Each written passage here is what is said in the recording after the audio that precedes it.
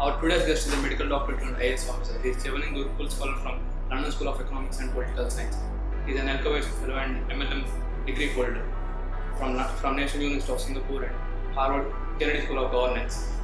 He is well known for transforming the governance under his jurisdiction to world-class standards. He has also received the Best Club Award from Government of Tamil Nadu for child labour eradication. He has also been called the Pride of Tamil Nadu by Indian Express. His name was also been mentioned in the heading of community leadership by former President APJ Abdul Kalam. He has got 150 plus innovation under his name. They also moved to very few of his achievements. Right now he is chairman and managing director of Tamil Nadu Handicraft Organization and officer on special duty and also the CM Special Cell in charge of Amma culture. I am honoured to have him on the show, Dr. Santhosh Babu. Thank you so much for giving me time, sir. So I have been going through I have been doing a few research on all your bio and everything. So while going through all those things, so I have come up under this very quotation. I have been a huge fan of Machiavelli. I have read his book called Prince. You must be aware of it. So I'll just read out the quotation. The innovator makes enemies of all those who prosper under the old order, and only lukewarm support is forthcoming from those who would prosper under the new. So I want to start with this, and can you please elaborate the philosophy behind this quotation that you generally follow?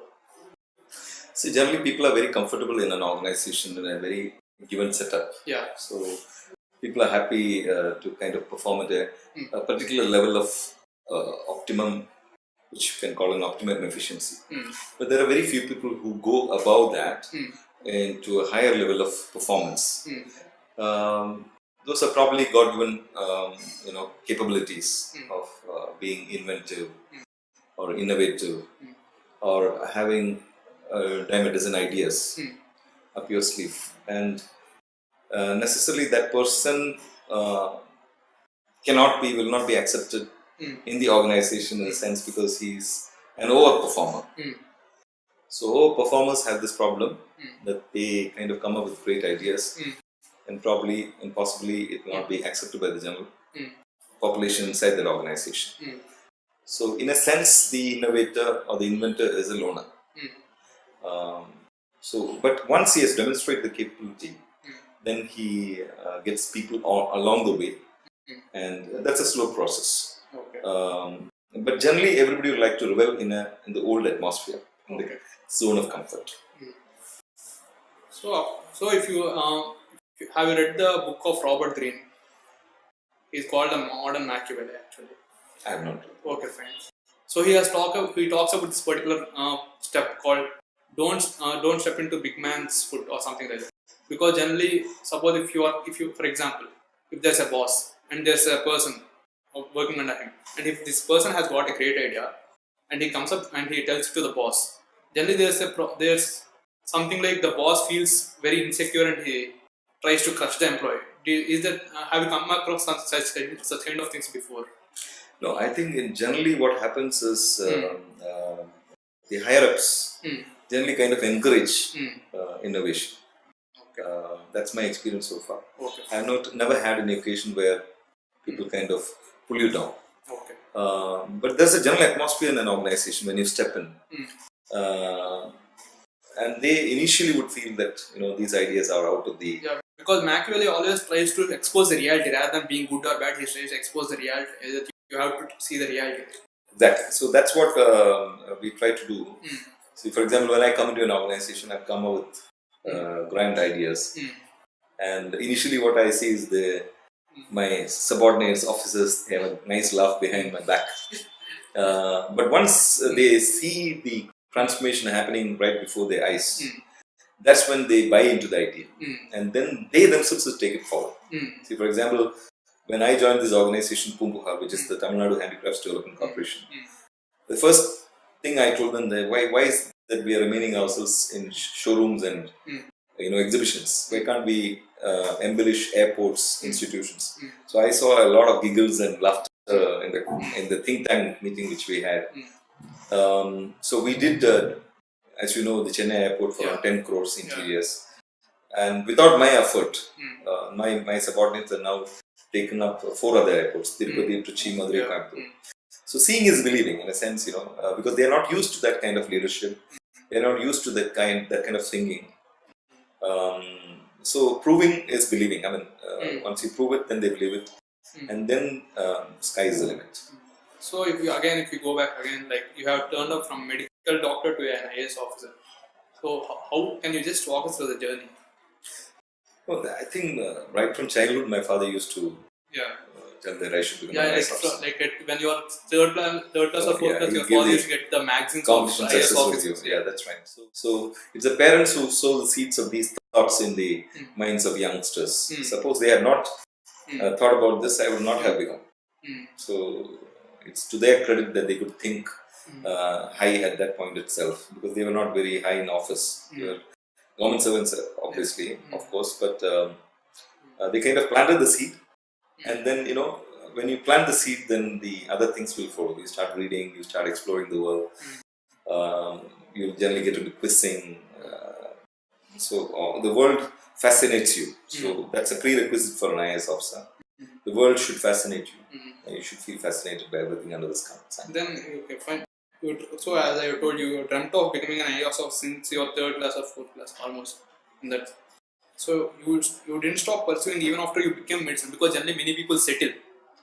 So that you didn't have, and after that it was a grind for you. I have tried to have, according to the research I have done, therefore that's a grind for you actually, because your wife was working and she was also helping you. Right. That's it's kind of lot of grind. So how could you be so patient? Like, what was driving you at that point of time? I was married at a pretty young age, so there was this zero to hero thing going in on the mind. So if you clear this IAS examination, then you become a hero. Otherwise, you end up being a doctor, which is it's not a bad thing. Doctors are also heroes. But then the canvas is much bigger. So generally, society holds IAS officers in much esteem. So that was a big incentive for me to.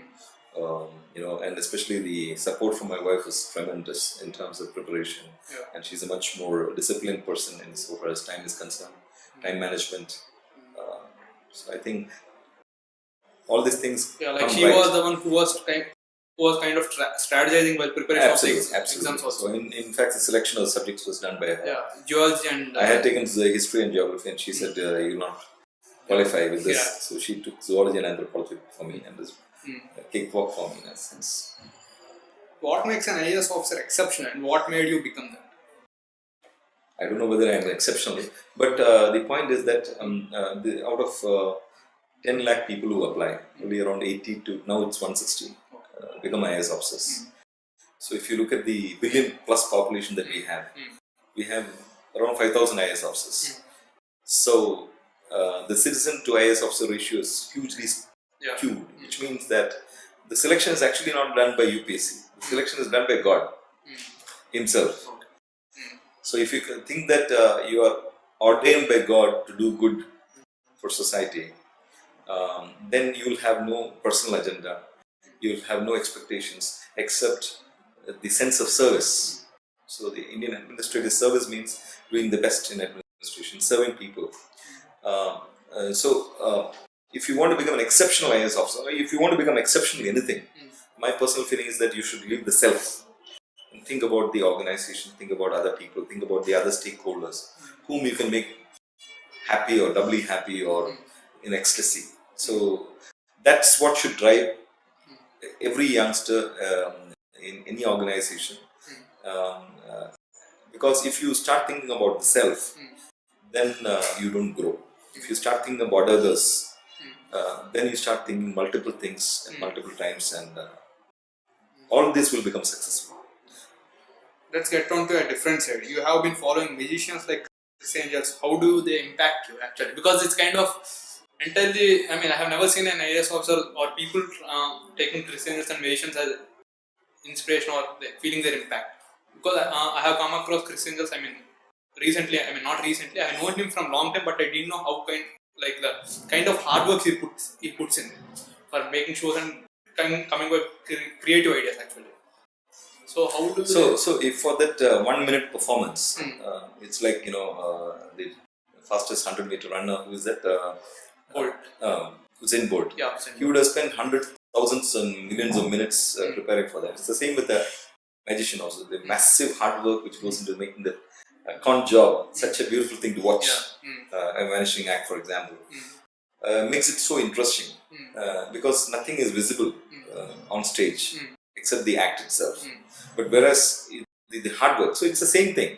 So if you are, let's say, you're a singer or a guitar player or a scientist, what you perform on stage is only 0.5 whatever percentage, but what you do behind is massive. That's the inspiration in that. Second is the transformation they can show, like making a man disappear or making a man appear, or many of these things were amazing because that's the speed of transformation I personally believe is possible in governance also, because in proportionate ways, not the way we are dealing presently in our country, where we see incremental change. The road was bad, now it's slightly better. The road was bad, but it's world class in Ireland. So that's the kind of transformation that we should think about as a society. So in Singapore, you see that. In Europe, you see that. In America, you see that. In many of the Southeast Asian nations, we see that. In India also, we are seeing here and there great, massive improvements.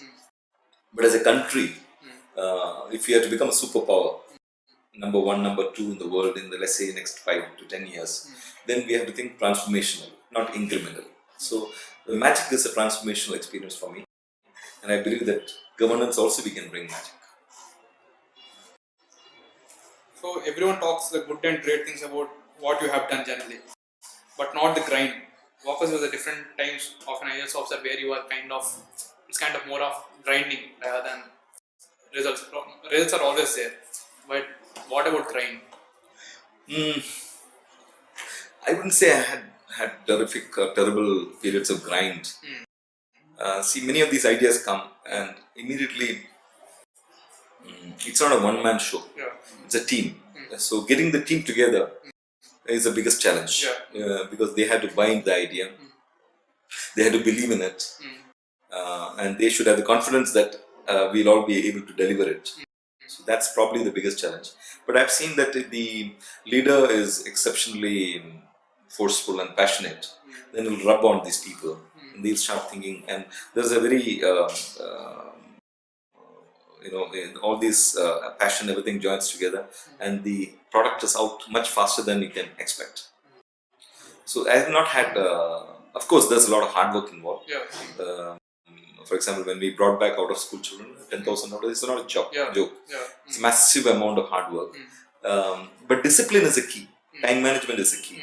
So at the end of the day, you should have enough time on your hand to spend for your family, and you should not appear busy. You should do things very effortlessly. So one person I look at effortless as President Obama. See, he controls the world, but the whole thing looks so effortless. But I'm sure there's a huge amount of thinking and hard work that goes behind every syllable that he speaks. But that's because it's become a habit for him to have discipline on his time, on his words, on his enthusing his teams, making everybody literally happy. So I think good leaders, great leaders will always give credit to the subordinates. So all the work that I have done over a period of time is not mine. A lot of these ideas have come from subordinates, but we've kind of taken it to the next level because only the leader can decide whether to take it to the next level or not. Like even the back to school program, right? Yeah. So I was like in the previous conversation we were having, like the very first time you told me about the concept itself, I was a bit. I was trying to think about the practical issues of the program. Absolutely. So because getting the data itself is a huge challenge over there. Absolutely. I was seriously thinking like, how are you going to get the data over there? So the issue is like this. You have to break down any problem into its constituent units. See, for example, we had 10,000 out of school children. That's a mind-boggling number. But if you divide it by the number of panchayats, it becomes in 2 digits or maximum 3 digits. It's a very manageable number. So basically any problem in life also, we can break it down to its constituent units and handle it separately, then becomes very handleable, very simple to handle. Yeah. Coming up to the other thing, there are a lot of people who can say they can do more, want more, and sometimes they don't even know how to express that feeling. But at the end of the day, they don't know what to do or where to start from. You get that? I mean, am I making sense? Yeah. Like there are a lot of people who feel, suppose if you take me, suppose if I want to reach that particular goal, and there are a lot of people who didn't even start. You know, I am one person who have started, and there are a lot of people who haven't started, and they feel like they want to reach there, but at the end of the day, they don't know how to start. They just settle and they just stay there. You got it right. Yeah. See, basically that has to do with your upbringing and the discipline that was enforced at home, and what ambitions you have for yourself and your parents have for yourself. Can you call it more of self-awareness? Yeah, there's a lot of self-awareness, and you also assess your capabilities. At some point in time, let's say in the 10th standard, plus 2, etc., you are more or less very clear which is the direction that you want to go. But 90% of that is because of the parental pressure. So because when I was studying in 10th standard, my mother always used to tell me that you should become a doctor first. It's a continuous thing, because all her teachers, colleagues, their children are all doctors. So it was implanted in a sense in the mind. So did you want to really become doctor in the beginning? Yeah, I definitely wanted to become a doctor. Because there's no surety that you'll get into the civil service. So you should have a fallback option, which is why most of the engineers, doctors, a lot of these professional courses, they only become IAS officers, because they are also the best when it comes to competitive examinations. So there are people who don't have this parental thing. Suppose you're coming from a poor background, nobody will tell you, a scientist or go and become an IAS officer. So for those children, it's a big challenge. That's why I feel that in school, especially if you're in the 10th standard, 5th standard to 10th standard, teachers have to inculcate this vision in the children, that they are capable of much more than they think they are capable of. And this they should instill in the poorest student. So what will generally happen is somebody says, my father is a carpenter, I might end up as a carpenter. So why can't he end up as a doctor? Why can't he end up as an IAS officer? This confidence is not instilled. Whereas we all had the advantage that parents pushed us to that extent to think like that. So I would be very happy if, that's why wherever I go to schools, very poor students and all I meet, I say them, why can't you become an IAS officer? Why can't you become a politician? Why can't you become an engineer? Why can't you become a doctor? The seeds of that thought should be laid in their minds at much younger age. So that will actually, create a vision in the child that he can also do something. If it's not laid down, then even if you have talent, you may not end up. So that's where we'll have the confusion. Becoming an IAS officer, working with A, B, C level players, that's all fine. So getting into reality, when you consider all things that are going against you and need for impacting the culture. So because wherever you are going, you have been trying to change the way the people worked over there. Like you change the governance to world class standards. That's what you are known for mostly. So what was kind of friction over there? Like when you immediately entered into the organization and again transforming. Like what was So when you get into new organization, IAS officers generally get into new organizations, and they are the boss of all they see. But if you understand that you are the least experienced in the organization, and even the peon who brings the paper inside is more experienced than you, then that's the best starting point. So what I do as a matter of routine is I have a think tank within the organization and a think tank outside the organization, which means think tank will consist of, inside the organization will consist of right from the peon to the CMD. And the think tank outside will consist of brilliant, exceptional individuals in the field. For example, in handicrafts, you'll get the best out of craft council, you'll get the best from Dakshin Chitra, etc. So that's a different level. But these are the people who have more domain experience. So if you see my building, I'm doing a 3.5 crore turnover of this building. This idea was given to me by my driver in the first think tank meeting. Because they have more experience. And they know where are the problems. There's no go down here. People are sitting in the cellar. Why can't we bring them up? So this idea now we have converted into a project.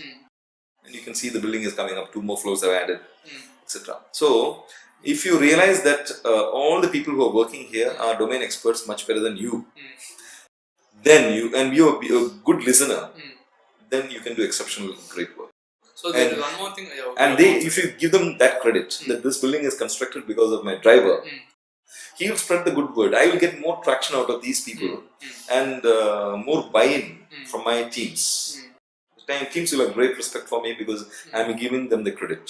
But if I take that idea from him and said, I did all this, then it's a bad leadership, plus they will not feel enthused.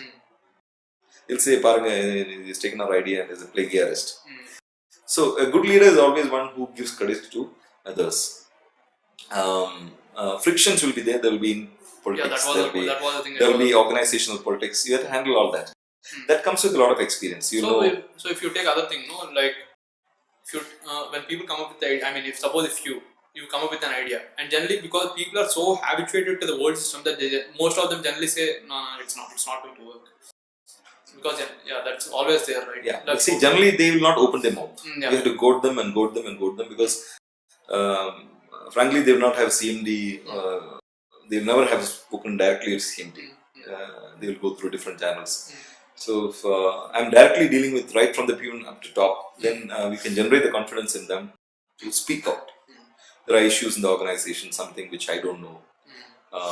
But see, parallelly along with that, you also use technology like this. CCTV is a good example of ensuring that nobody crowds together in one particular, start creating problems, etc. Because they know that I'm watching them. Similarly, all the 24 locations across India, we are watching from here. So apart from the fact that we have brought down,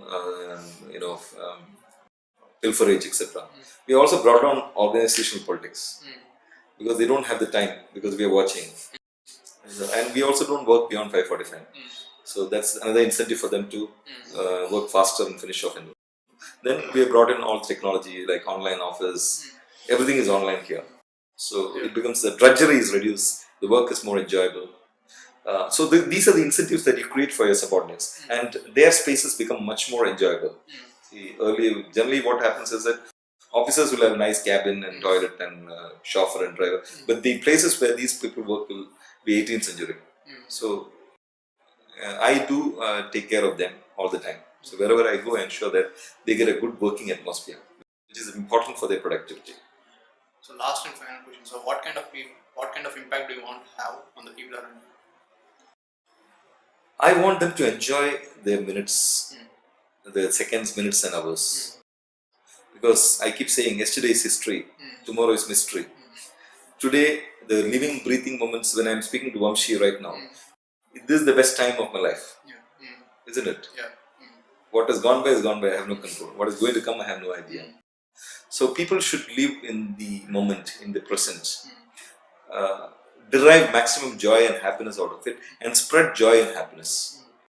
Governance and all is only a byproduct of your enthusiasm and happiness. Okay, that's not the end in itself. The end is happiness and joy. So whatever you do anywhere in the world, ultimately it should radiate joy in every person you touch. So for example, this organization, we are looking at artisans. So by improving my organizational effectiveness, I've taken the organization from 30 to 40 crores. But more than that, we are giving much more business to my artisans. So when I give much more business, his family has a bigger income to deal with. And necessarily the children will study, isn't it?